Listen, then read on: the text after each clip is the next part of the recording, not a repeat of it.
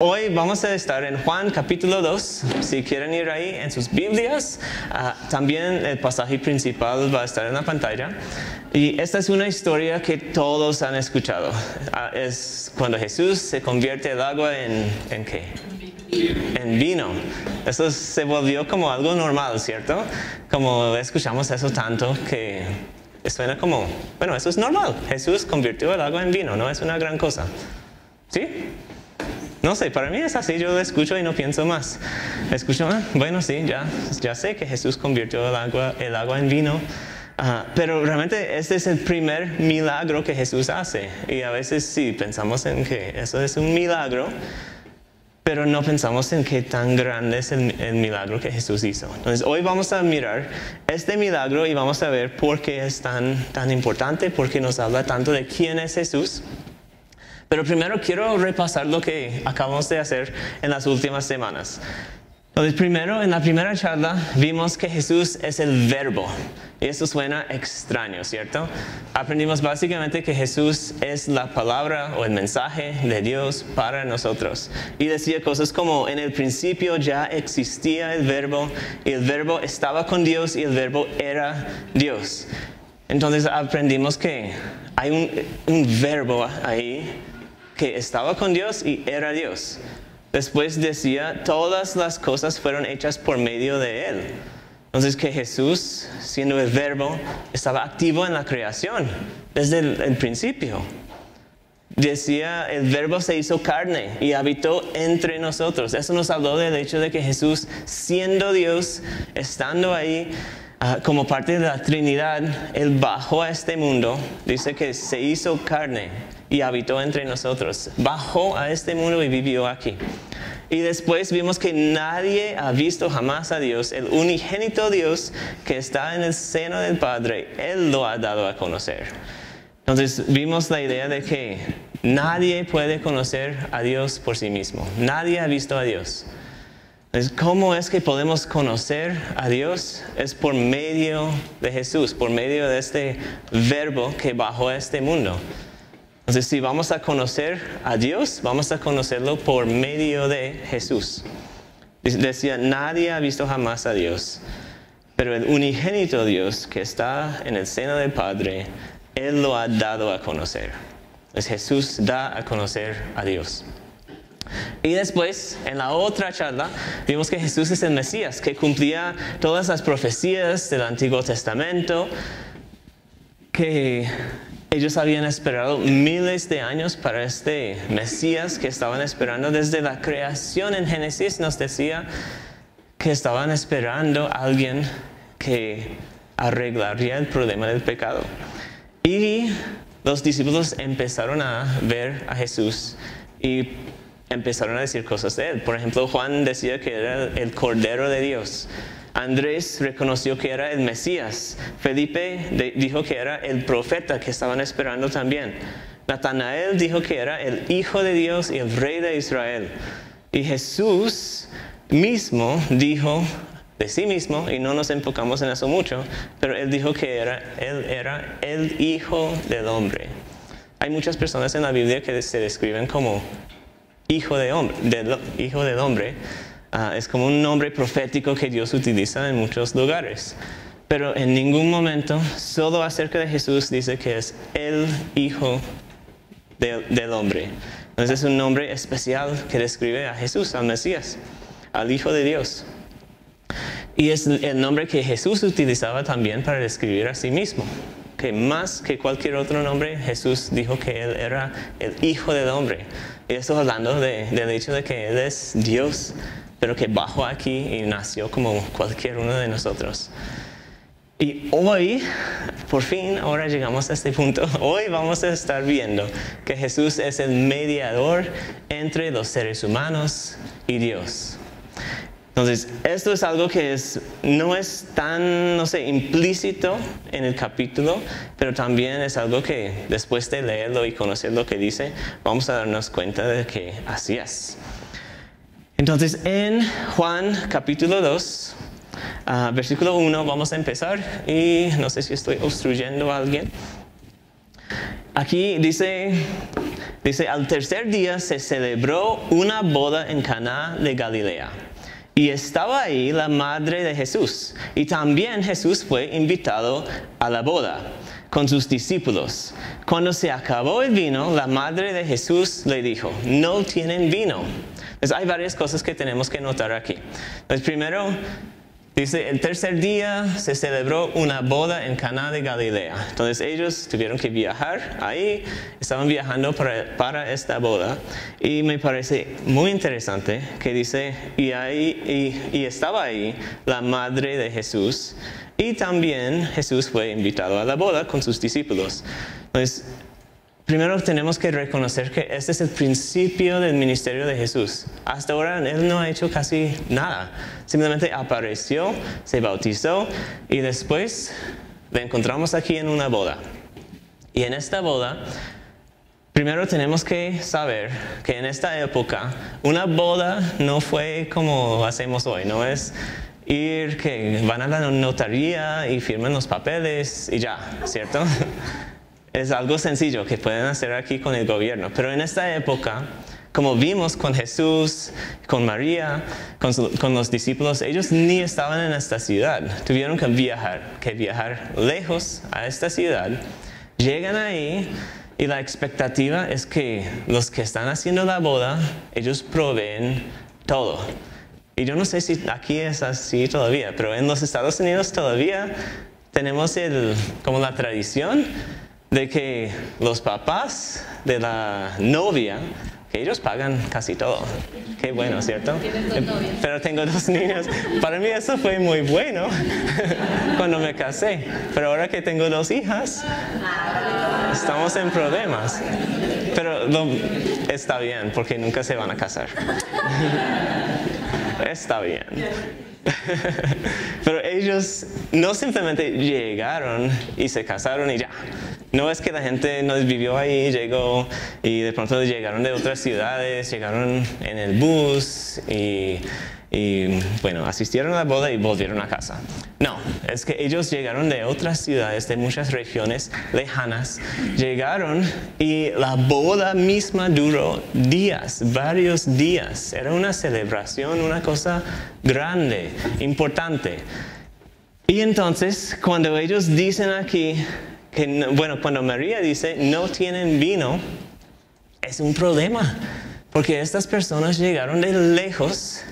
Y en esta época la gente no llevaba su vino ahí en su camello, creo que no tenían camellos, pero no llevaron todas las cosas que necesitaban, sino que dependían de los que estaban hospedando. Y eso de hospedar fue algo supremamente importante para los judíos. Entonces llegan ahí, la boda está en curso, todo está pasando y de repente no tienen vino. Y eso es lo más importante porque en esta época el agua no podían confiar en el agua. Por eso tomaron vino casi todo el tiempo. Y el vino que tomaron, el punto de tomar el vino fue que es limpio, tiene alcohol, está como desinfectado y no te va a hacer enfermar. Entonces era la bebida principal que ellos tomaron. Y bueno, puedes ir en algunas iglesias y vas a encontrar personas hablando del hecho de que no había alcohol en este vino, eso es otra cosa. Jesús nunca daría alcohol a las personas. Yo no creo que eso sea cierto. Ahora, el peligro es que lo tomamos de otra forma y empezamos a decir, entonces podemos tomar vino todo el tiempo y emborracharnos. No, eso no está bien. Pero, bueno, volvamos al pasaje. Entonces vemos también que Jesús no es conocido, no ha hecho mucho. Dice, y también Jesús fue invitado a la boda con sus discípulos. Y eso es como que María estaba ahí y también Jesús, como lo invitaron, porque me imagino, porque conocieron a Él por medio de María. Él no había hecho milagros, Él no había hecho nada en su ministerio todavía. Entonces yo creo que nadie ha conocido a Jesús realmente como quién es Jesús. Es simplemente otra persona que está ahí en la boda. Y dice, cuando se acabó el vino, la madre de Jesús le dijo, no tienen vino. Y en el versículo 4, que sí está ahí, y Jesús le dijo, mujer, ¿qué nos interesa esto a ti y a mí? ¿Todavía no ha llegado mi hora? No, bueno, eso no es pregunta. Voy a leerlo otra vez. Y Jesús le dijo, mujer, ¿qué nos interesa esto a ti y a mí? Todavía no ha llegado mi hora. Entonces, primero, María dice a Jesús, no tienen vino. ¿Por qué dice eso a Jesús? Buena pregunta. Él no ha hecho milagros todavía. Pero me imagino que ella también aprendió que cuando ella pidió algo de Jesús, que Jesús hizo las cosas bien. Jesús tuvo el hábito de arreglar las cosas. No era que pidió a Jesús, Jesús, tenemos el problema en casa, necesitamos arreglar el lavamanos que está goteando. Y Jesús entonces como la dañó y salió peor. No, Jesús, el Hijo de Dios, Dios mismo, Él sabe arreglar un lavamanos, ¿cierto? Entonces me imagino que ella tenía mucha confianza en Jesús. Y sé que eso suena como una bobada, pero en serio, Él sin haber hecho ningún milagro, ella ¿qué está esperando de Él? ¿Que haga un milagro? Yo no sé, puede ser. O puede simplemente ser que ella, como Él era como el hombre de la casa, entonces Él fue la persona en que ella dependía. Porque las personas, bueno, los teólogos creen que José, el papá de Jesús, que él todavía, bueno, él ya había muerto en este punto, que no estaba vivo todavía, porque no lo vemos otra vez. Y entonces, de pronto fue simplemente porque Jesús es el hombre de la casa, y cuando hay problemas, ella recurre, gracias, ella recurre a Jesús. Y después vemos su respuesta. Ella dice, no tienen vino. Y Jesús responda diciendo, mujer, ¿qué nos interesa esto a ti y a mí? Eso suena como duro, ¿cierto? Yo no sé, creo que en el español es igual que en el inglés. Si yo digo a mi esposa, mujer, es la última vez que voy a decir una palabra porque me va a matar. Pero esto no fue así en esta época y en esta cultura. Entonces creo que tenemos que no leerlo con nuestros ojos modernos, tenemos que verlo de la forma de la cultura de esta época. Y cuando Jesús decía mujer, primero esto fue algo respetuoso, no fue desrespetuoso. Eso es algo que difícil para nosotros entenderlo. Pero Él responde y dice eso. Pero también dice, ¿qué nos interesa esto a ti y a mí? Esto que tiene que ver con nosotros. Y dice, todavía no ha llegado mi hora. Entonces, realmente yo creo que le está regañando por pensar que este es el momento de como salir y mostrar al mundo lo que puedes hacer. Y Jesús está diciendo, pero mira, tenemos que tener cuidado porque esto puede ser lo que tú quieres que yo haga, pero Dios tiene otro plan. El plan de Dios no es que yo salgo ya como conocido como el Mesías. Dice, mi hora no ha llegado. Dice, todavía no ha llegado mi hora. Entonces Jesús está diciendo de manera respetuosa, pero también está diciendo la verdad, que es que, mira, eso es lo que quieres que haga, pero hay que tener cuidado en esto, porque no es tiempo para mí morir todavía. Y cuando Jesús dice, no ha llegado mi hora, Él lo dice 5 veces en el libro de Juan, y cada vez la hora que está diciendo significa la hora de morir en la cruz. Dice que no ha llegado mi hora. Pero también algo más que esta frase nos dice es que Jesús está haciendo claro las prioridades que Él tiene.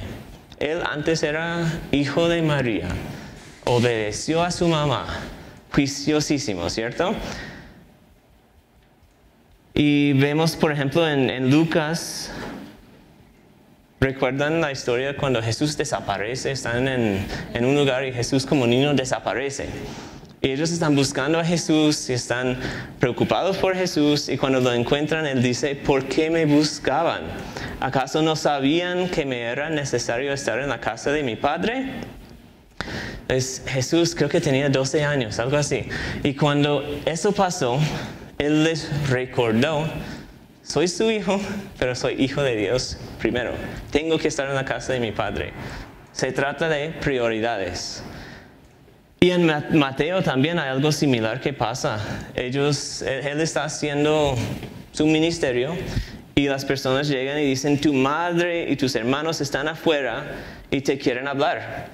Y Jesús responde y dice, ¿quién es mi madre y quiénes son mis hermanos? Y extendiendo la mano hacia sus discípulos, dijo, miren aquí están mi madre y mis hermanos, porque cualquiera que hace la voluntad de mi Padre que está en los cielos, ese es mi hermano y mi hermana y mi madre.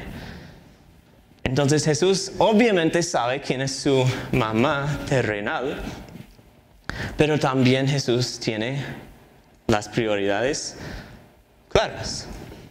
Él tiene que recordar a María que, recuerda, tú eres mi mamá, pero es tiempo de entregarme a Dios, es tiempo de seguir el plan de Dios. Mi hora no ha llegado todavía, entonces tenemos que hacer las cosas de acuerdo con el plan de Dios.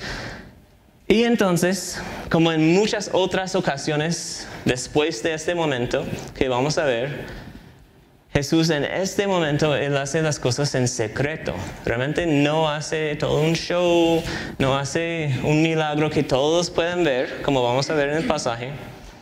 De hecho, vamos y miramos. Dice en el versículo 5, su madre dijo a los que servían, hagan todo lo que Él les diga. Entonces yo creo que esto también habla de la actitud de María. Ella tiene las prioridades claras también. Ella dice, hagan lo que Él les diga. Les pone la cosa en las manos de Jesús y deja que Jesús haga lo que hay que hacer, de la manera que tiene que hacerlo. Y esto es lo que ella dice a los demás. Hagan lo que Él dice. Y había ahí 6 tinajas de piedra puestas. Esos son como recipientes grandes. Porque yo no sé qué significa tinajas. Es una palabra nueva para mí. Y había ahí 6 tinajas de piedra puestas para ser usadas en el rito de la purificación de los judíos. En cada una cabían 2 o 3 cántaros. Gracias, cántaros. Jesús les dijo, llenen de agua las tinajas, y las llenaron hasta el borde. Entonces les dijo, saquen ahora un poco y llévenlo al mayordomo. Y se lo llevaron. El mayordomo probó el agua convertida en vino, sin saber de dónde era. Pero los que servían, que habían sacado el agua, lo sabían. Entonces el mayordomo llamó al novio y le dijo, todo hombre sirve primero el vino bueno, y cuando ya han tomado bastante, eso significa que normalmente lo que hacen es servir el vino bueno primero, para que la gente lo toma y digan, wow, qué buen vino. Después se emborrachan y no se dan cuenta de que la calidad va bajando, ¿cierto? Eso pasa en muchas cosas en la vida. Entonces, me perdí el lugar. Entonces el mayordomo llamó al novio y le dijo, todo hombre sirve primero el vino bueno, y cuando ya han tomado bastante, entonces el inferior. Pero tú has guardado hasta ahora el vino bueno. Este es un, no sé, no sé cómo se llama eso. Es algo positivo que Él está diciendo, le está agradeciendo, felicitando, porque en vez de ahora estar sin vino, Él está diciendo, wow, ustedes guardaron lo mejor para el final. Eso es impresionante. Entonces, esto es lo que pasa aquí. Jesús lo hace en secreto. Decía que el mayordomo ni sabía, él no sabía nada. Los únicos que sabían eran los discípulos que estaban mirando, y también eran los siervos que sacaron el agua. Entonces, ahora vemos Porque podemos pensar, podemos salir con la idea de que Jesús no quiso ayudar, Jesús no quiso hacer este milagro. Y entonces María lo convenció a que lo hiciera, ¿cierto? Eso es como muchas veces como lo leemos. Y creo que de hecho, este capítulo es el único capítulo en toda la Biblia que la Iglesia Católica tiene para fundar su idea, o donde ellos fundan la idea de que María es como la que tiene influencia con Jesús. Y entonces nosotros pedimos a María y tenemos mejor chance, mejor probabilidad de sacar o de recibir las cosas que estamos pidiendo. Porque sabemos que María convenció a Jesús a que hiciera un milagro cuando Jesús no quiso hacer el milagro. Entonces, eso no sale en ningún otro lado en la Biblia, esta idea de que Jesús como tiene influencia con Dios o con Jesús. Eso no sale en ningún otro lado en la Biblia y yo diría que aquí tampoco sale. Porque si lo leemos, vemos que primero ella solo decía, no tienen vino. Eso fue su respuesta. No es que ella dijo que, oye, no tienen vino, tú tienes que hacer algo. Y Jesús dijo, no, yo no quiero hacer esto, no quiero hacer un milagro. Pero ella dijo pero tienes que hacerlo. Yo soy la mamá, tienes que obedecerme, tienes que escuchar lo que digo. Eso no es lo que está pasando aquí, ¿cierto? Simplemente dice, no tienen vino. Lo dice. No como que está pidiendo nada. Y Jesús como responda diciendo, pero tenemos que hacer las cosas como Dios quiere, de acuerdo con el plan de Dios.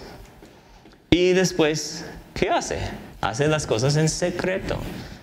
No es que no quiso hacerlo y después vuelve haciéndolo. Es que él simplemente tenía claro que hay que hacer las cosas. Esto es algo que puede ir en contra de los planes de Dios y tenemos que hacerlo de acuerdo con el plan que Dios tiene para mí, para Jesús.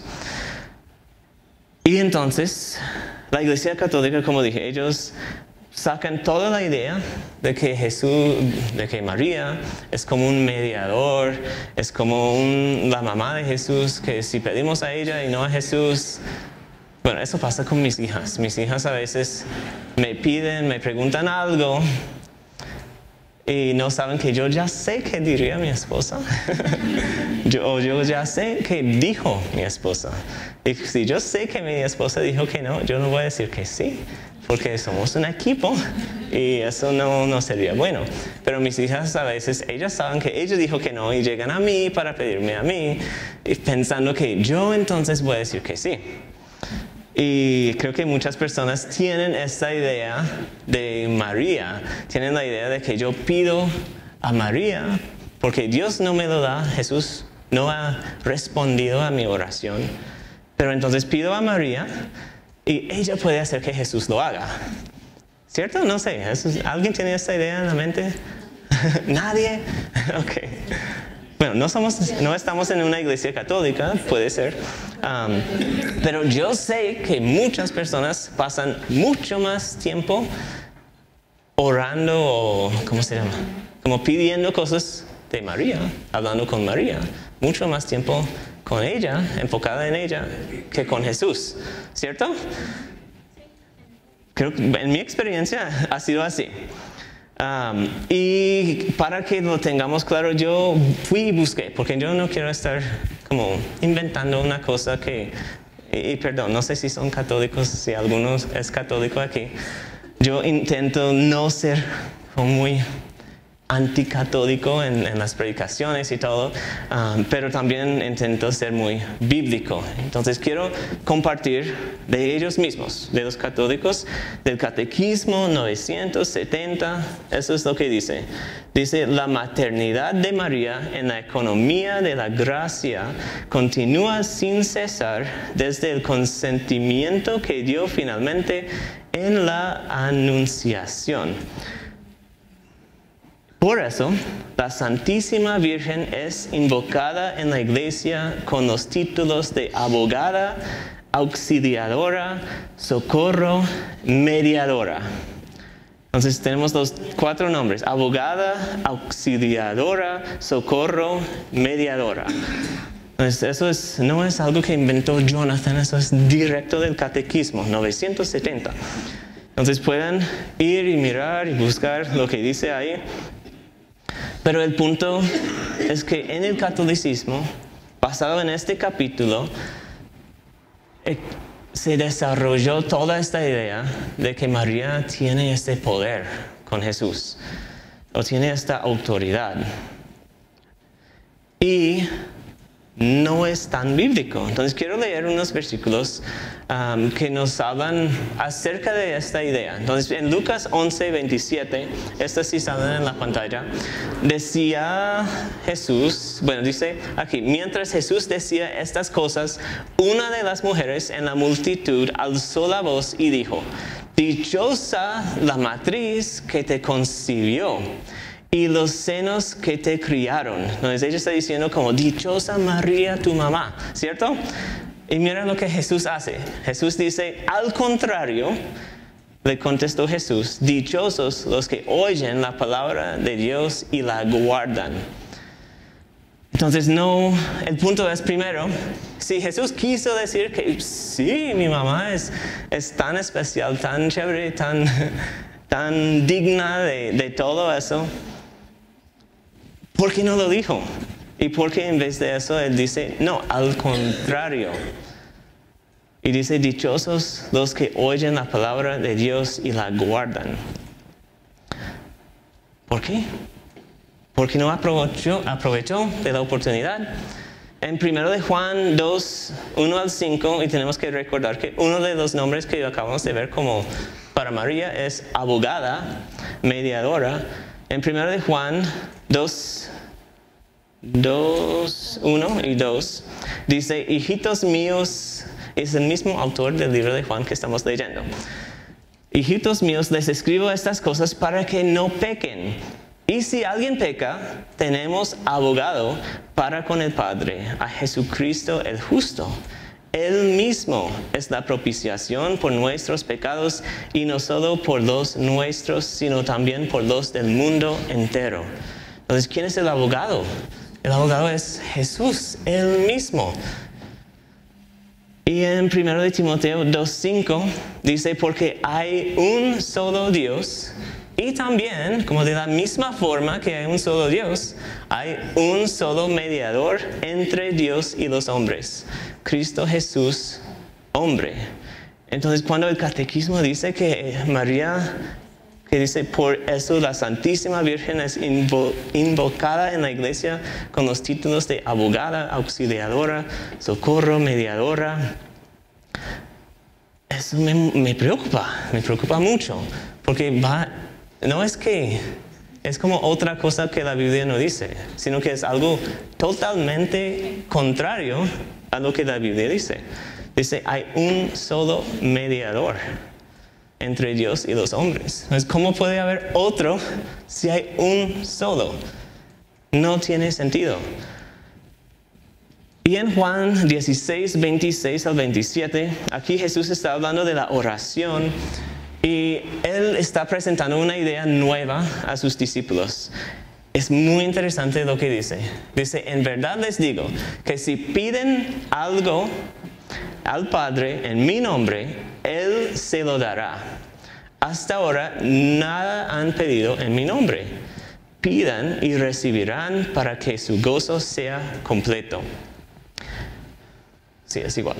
En ese día pedirán en mi nombre, y no les digo que yo rogaré al Padre por ustedes, pues el Padre mismo los ama. Pues aquí Jesús los lleva como a otro nivel. Está diciendo que ustedes, bueno, es en el contexto de que ellos están pidiendo algo de Jesús, y su respuesta es que ahora ustedes me piden a mí, pero en este día, dice, hasta ahora nada han pedido en mi nombre. ¿Eso qué quiere decir? Quiere decir que han pedido a mí, no han pedido en mi nombre. Es pedir a Jesús las cosas, o pedir de Jesús las cosas, es como hablar con Jesús. Pero Jesús está diciendo, en este día pedirán en mi nombre. Entonces viene el día que ya viene, ya pasó para nosotros. Viene el día en que no van a pedirme a mí, sino que van a pedir directamente a Dios en mi nombre. Porque ellos en este momento, ellos solo tuvieron a Jesús que pedir. Solo pudieron pedir a Jesús. ¿Por qué? Porque Jesús no había muerto. Jesús no había restaurado la relación que ellos tenían como hijos de Dios. En el libro de Juan, creo que el primer capítulo vimos que los que recibieron a Jesús, los que creyeron en Jesús, se volvieron hijos de Dios. Pero hasta este momento, Jesús no había muerto. Pues no había manera de ser hijos de Dios, sino simplemente ellos estaban ahí y tenían a Jesús y pidieron las cosas de Jesús. Pero Jesús está enseñándoles, en ese día pedirán en mi nombre y no les digo que yo rogaré al Padre. No es que vienen a mí, entonces yo voy al Padre. No funciona así, sino que van a ir directo al Padre en mi nombre. Directo al Padre basado en lo que Jesús hizo en la cruz. Basado en la relación que tenemos por lo que Jesús hizo en la cruz. Cuando Él pagó por nuestros pecados y lo hizo posible volvernos a ser hijos de Dios. Pues en este día pedirán en mi nombre y no les digo que yo rogaré al Padre por ustedes, pues el Padre mismo los ama. Está diciendo, van a tener la relación directa con el Padre. ¿Cómo? Por medio de Jesús. Como mediador, como abogado. Tenemos a Jesús. Él abrió la manera de relacionarnos con Dios. Entonces es por eso que como cristianos nosotros podemos orar, podemos pedir directamente a Dios. Y otra vez, otra oportunidad para meter a otra persona aquí si quiere hacerlo. No van a pedir, ¿qué diría? En ese día pedirán en mi nombre a mi mamá o algo así. No, eso no salió. Jesús está diciendo, estoy abriendo la manera en que puedan llegar directo al Padre con sus peticiones. En mi nombre, directo al Padre, porque Él les ama. Entonces, vamos a seguir. Pero aquí vimos que Jesús es nuestro único mediador. No hay otro mediador. Igual que no hay otro Dios, no hay otro mediador. No hay otro abogado para los cristianos. Ese es el primer punto. Ok. En el versículo 11 vamos a seguir y vamos a ver los resultados. Hablamos del hecho de que eso de convertir el agua en vino se ha vuelto como algo que escuchamos mucho y ni lo pensamos. Pero si, no sé, ¿alguien sabe hacer vino? ¿Alguien?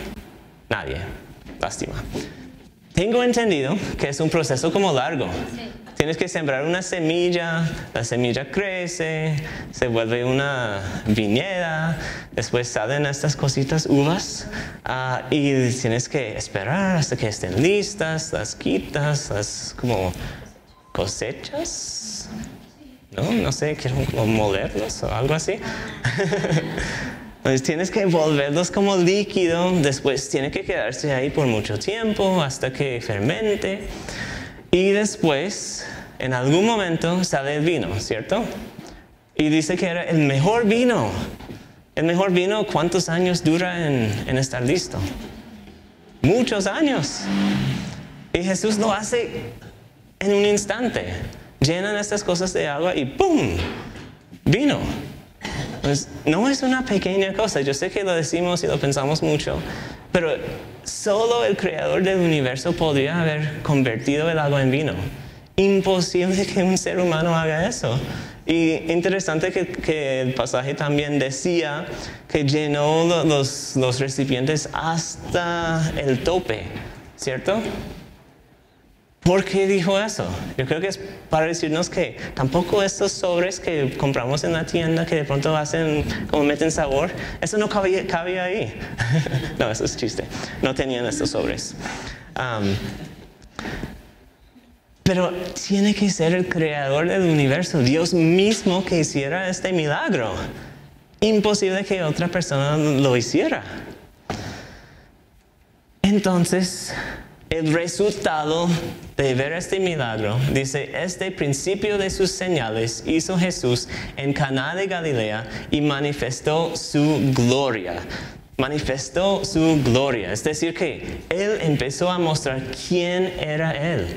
Mostrar que Él sí era Dios, que Él sí era el que decía. Y vamos a ver después en el libro que todos los señales hablan y dan testimonio y dan evidencias y pruebas de que Jesús era el que decía que era. Que Jesús era Dios, que Jesús era el Mesías, que Jesús era el Salvador del mundo. Pues estas son las evidencias y esa es la primera evidencia que vemos aquí en cuanto a los milagros. Dice, manifestó su gloria y ¿qué pasó? Cuando se dieron cuenta, cuando vieron estas evidencias, sus discípulos creyeron en Él. Juan podría haber dicho muchas cosas, pero él dijo creyeron en Él. Y eso es extremadamente importante. La palabra creer sale, creo que es 95, 99 veces en el libro de Juan. Es el punto principal que él quiere que entendamos. Y de hecho, cuando escribió al final del libro, él dice que estas cosas se han escrito para que creáis que Jesús es el Cristo, el Hijo de Dios, y para que creyendo tengáis vida en su nombre. Entonces Jesús vino, hizo todos los milagros, hizo todo lo que vamos a ver en este libro para lograr un propósito.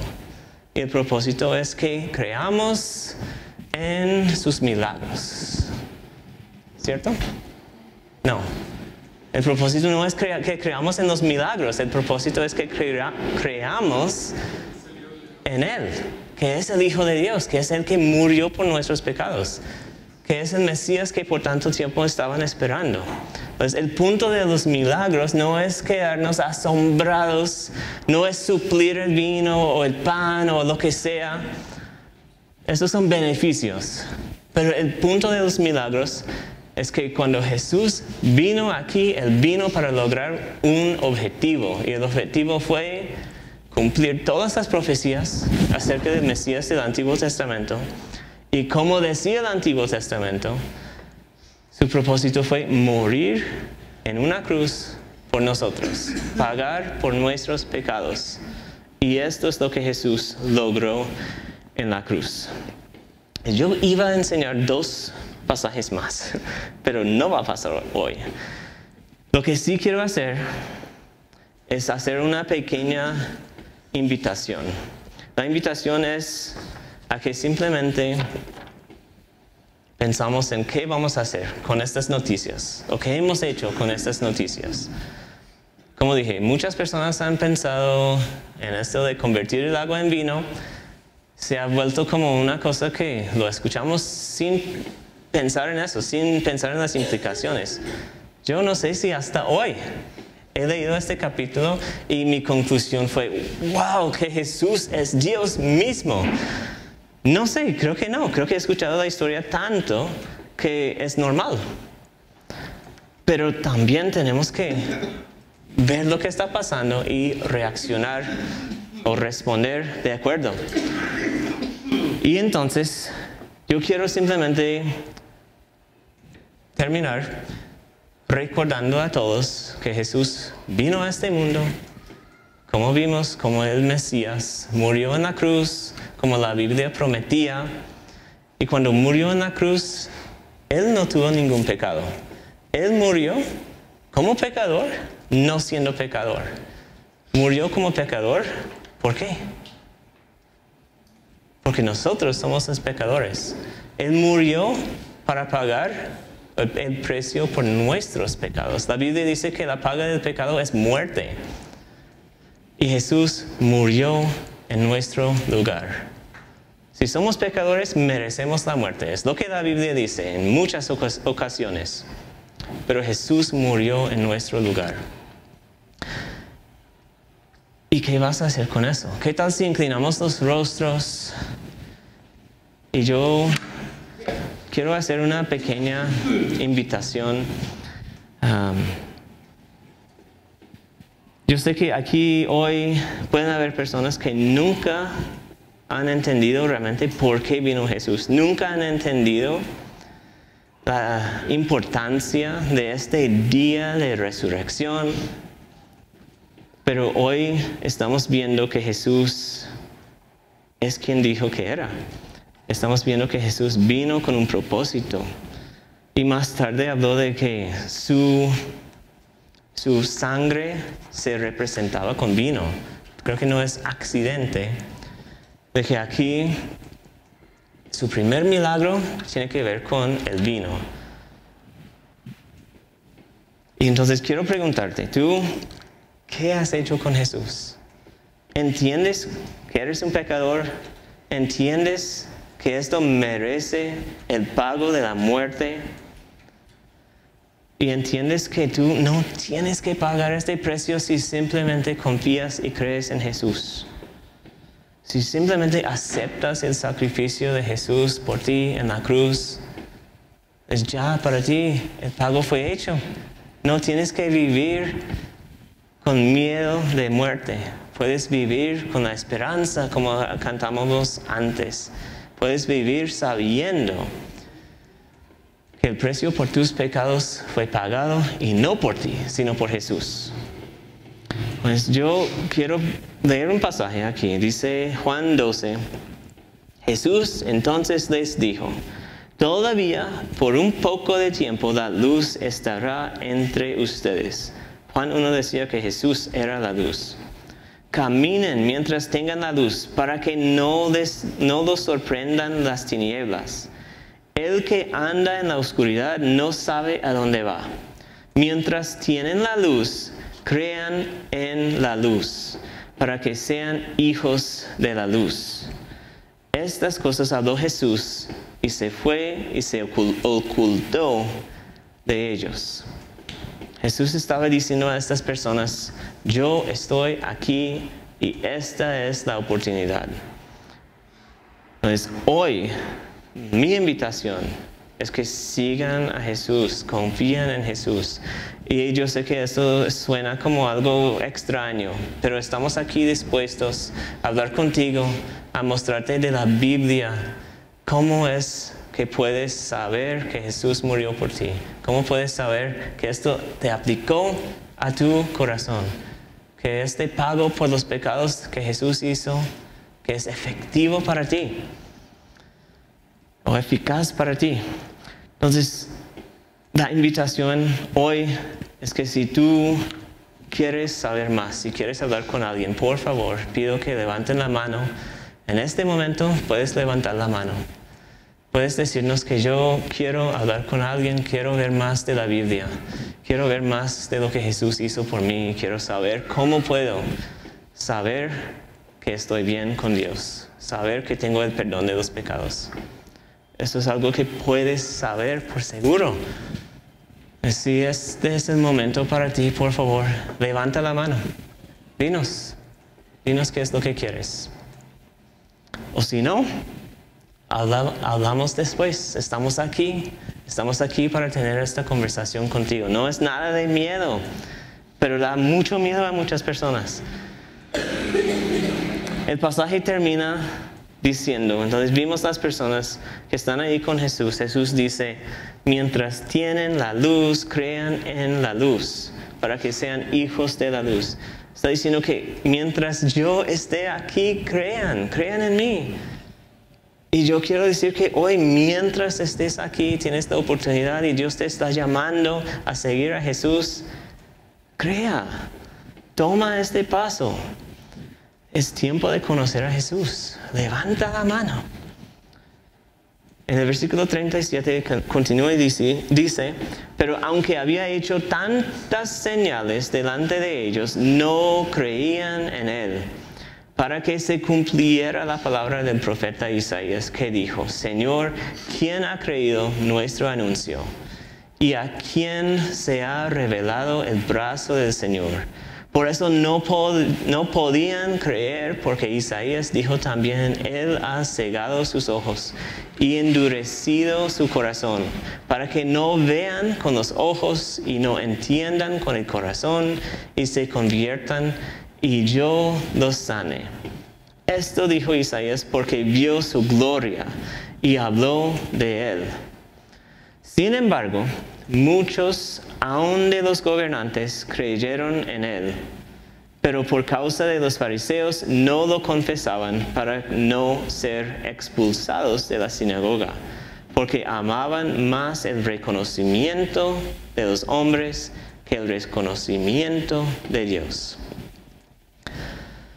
Pues Jesús está advirtiendo. Este es el momento, ahora tienen la oportunidad, ahora pueden conocer y creer en mí. Ellos dicen que muchos creyeron, pero tuvieron miedo por las personas que les rodeaban. Creyeron, pero tuvieron miedo. Y por eso dice que no confesaban. Y eso es interesante, porque el apóstol Pablo, otro autor en la Biblia, decía que cómo es que podemos ser salvos. Tenemos que creer y tenemos que confesar. Tenemos que creer y tenemos que ponerla en acción. Entonces yo voy a orar y vamos a terminar. Dios, yo sé que aquí debe haber alguien que no conoce a Jesús. Debe haber alguien que hasta hoy ha escuchado las buenas noticias de Jesús, que hasta hoy se dio cuenta realmente lo que implicaba la muerte y la resurrección de Jesús. Y yo sé que también, igual que en el tiempo de Jesús, pueden haber personas que están creyendo, que creen lo que estamos diciendo, están de acuerdo, pero que a la vez tienen miedo de seguir a Jesús, de comprometerse por las personas que les rodean. Yo pido por estas personas. Dios, yo pido que tú les des lo que necesitan para levantar la mano, para salir de la silla, para hablar con nosotros. Nosotros queremos tener estas conversaciones con ellos.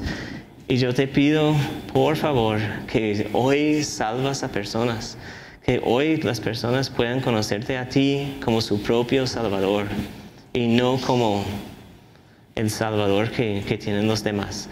Te pido, Dios, que sigas dando luz, que si alguien sale de aquí sin conocer a Jesús como su propio Salvador, que no les endureces el corazón, sino que estas personas puedan seguir recibiendo, escuchando este mensaje, que tú lo haces obvio en sus vidas, que Jesús es el Salvador y que tienen que conocerlo, tienen que creer en Él y tienen que comprometerse, tienen que confiar y seguirlo.